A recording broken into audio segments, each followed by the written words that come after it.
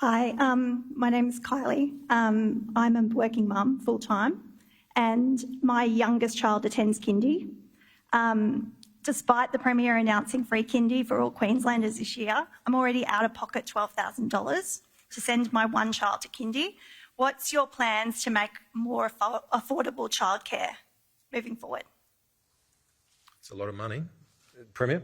Yeah, thanks for your question. It's a really important one. Our free kindy applies to the kindy component of childcare, and if you're in long day care, you'll still have those other childcare fees, which are largely regulated and subsidised by the Australian government. But I've put 3 kids through childcare. I know how expensive it can be, and what a relief it is when they finally get to school and you don't have to be paying it anymore. We do hope the free kindy component helps, but we need to keep encouraging the Australian government to provide better funding to our childcare centres so that they can pass those on to families with lower fees. I was going to say something similar in terms of the federal government. It is important that we work with the Commonwealth. The big issue that a state government can do, though, is to deal with those underlying issues that is causing your stress around those big kitchen table bills.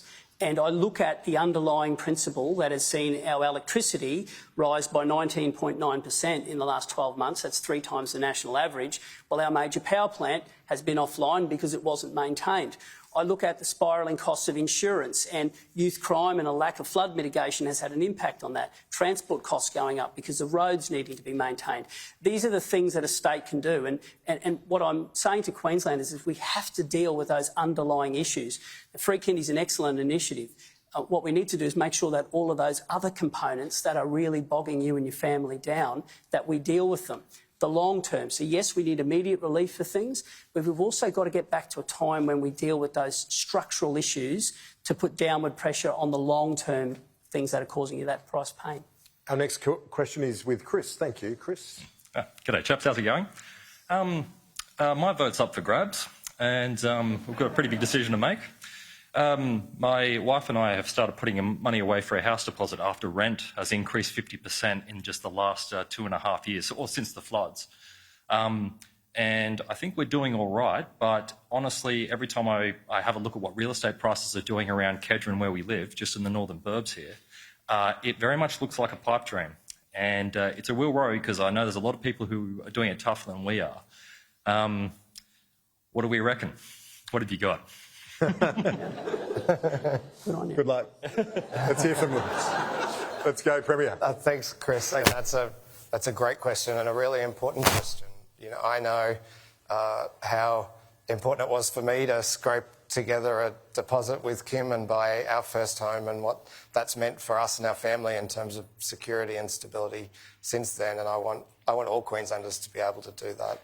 Our Homes for Queenslanders plan supports renters, so it does things like banning rent bidding and provides portable bond loans to make moving around rentals easier. But we also want people who are renting to be able to save to afford a home, and that's why we've doubled the First Homeowners Grant. We've removed stamp duty on first homes up to $700,000. That tapers off to $800,000. But on prices, we need to increase supply, and that's why we've got billions of dollars going into supporting the infrastructure that will unlock new construction, particularly density construction around existing infrastructure, so particularly train lines. That's where we need to see those additional homes constructed. So that's our $3.1 billion Homes for Queenslanders plan, and it's all about taking care of people like you, Chris. Mr Crisafulli, your bid for Chris's vote. I want to give you hope. I want to give you hope you can own your own home, and you deserve that. And at the moment, our home ownership rate in Queensland is 63.5%, and I've named a shadow minister for home ownership, and if we win the election, we'll have the first ever dedicated one, and it'll be a single point of accountability to go from last to first. And the Premier mentioned it at the end of his answer, it's supply.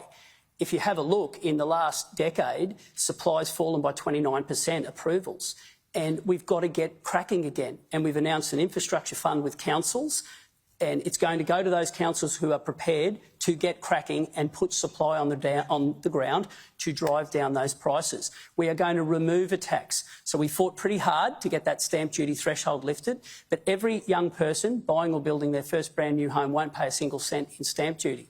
The Housing Investment Fund, which is for social houses, that was announced 3 years ago, a $2 billion fund, hasn't built a new home yet that a Queenslander is living in.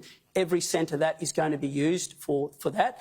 And we've got a partnership with the community housing sector to get those faith-based sectors going.